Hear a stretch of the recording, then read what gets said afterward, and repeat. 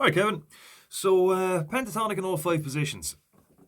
So, we know this one already, so I'm just going to go through them all again in the key of A minor and just a couple of pointers on, just some of the features in each different shape. So, we know this one.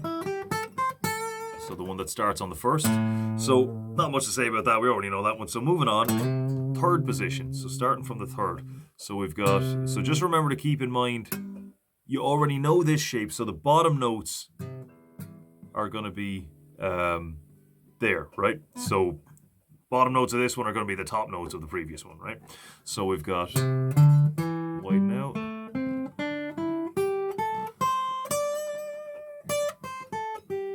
Nope. There we go. All right. So with this one, a lot of this is the one I was saying. B.B. King, Albert King, those guys, they would hang around up here an awful lot.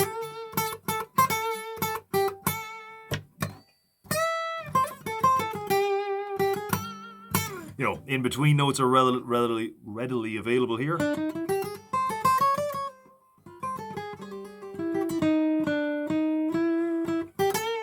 Whatever. So a couple of things we had was that D minor shape coming up, sliding up to it. Very dramatic. So we've got variation on that one was this. So that's 9, 8, and 10. Frets, that is. And then the other one we had was sort of a... Now this is outside the pentatonic, but it was very nice. So that was... in the key of A minor, at least, anyway. 7, 9, 8. Okay, so moving on then, we've got the fourth position. So this is straight across. Nice and easy. So you got those in-between notes available there again. Drop back. So that's...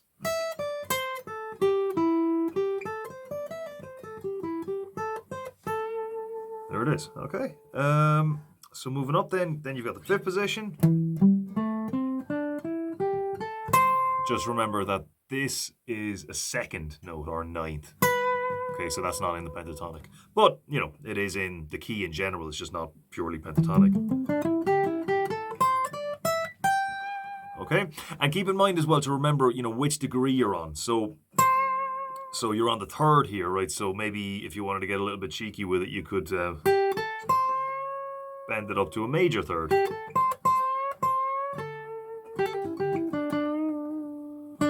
That's a fourth there, which means that's the fifth, so which means that's the flat fifth. If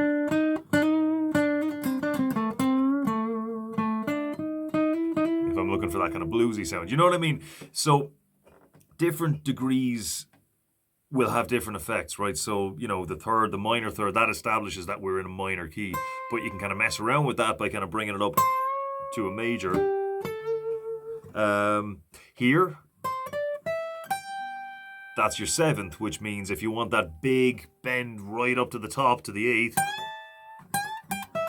there it is. And then, finally, we got the seventh position, which is nice symmetric looking ones. So we've got, and keep in mind that this is just underneath, obviously, I suppose, the first position, right? So just remember, it's all about remembering where these shapes are relative to each other. That's the trick. That's what you really need to pay attention to. So we've got here, back. So because this is so kind of blocky in its shape, a bit like the first position, I suppose, it lends itself really well to these kind of barred intervals.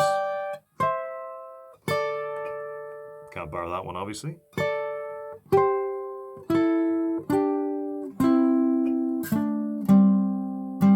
Okay, so different exercises then. Obviously, number one, just playing them, up and down all the way. That'll be the first thing I'd do. Just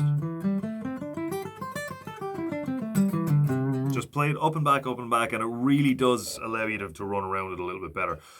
So a really good one, a great picking exercise that I like is double picking. Well, first of all, just double picking each pattern. So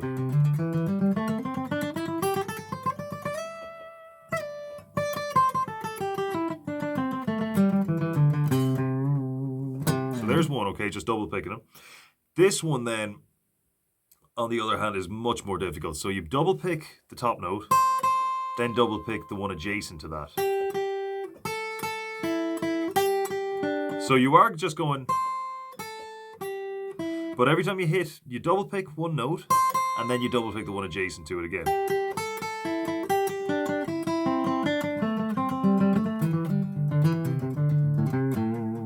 And try if you can, and it really forces, what's great about it is it really forces you to be economic with your picking movements, right? So you really need to know where you're going down, whether you're going up. That matters with this, and it really kind of forces you to kind of refine that. So that's pretty much it. Other than the fact that, let's say you wanted to fill it in a little bit. So if we just take it, let's go to the fourth position for a second.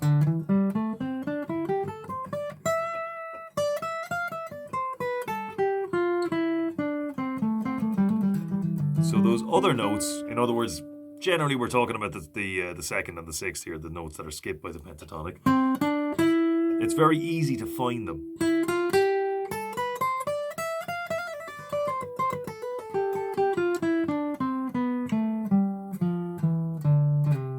And I got all of that just out of knowing this basic skeleton of it,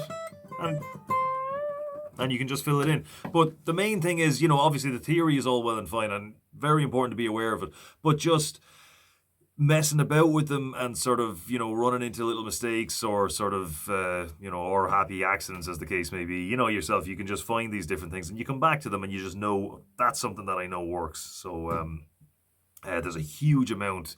It's just learning the positions first, and then all the the endless stuff you can extrapolate from said positions. It's you kind of have to break it down for yourself and just take the bits that are useful to you, but while exploring at the same time. All right, leave it at that. Talk to you next time.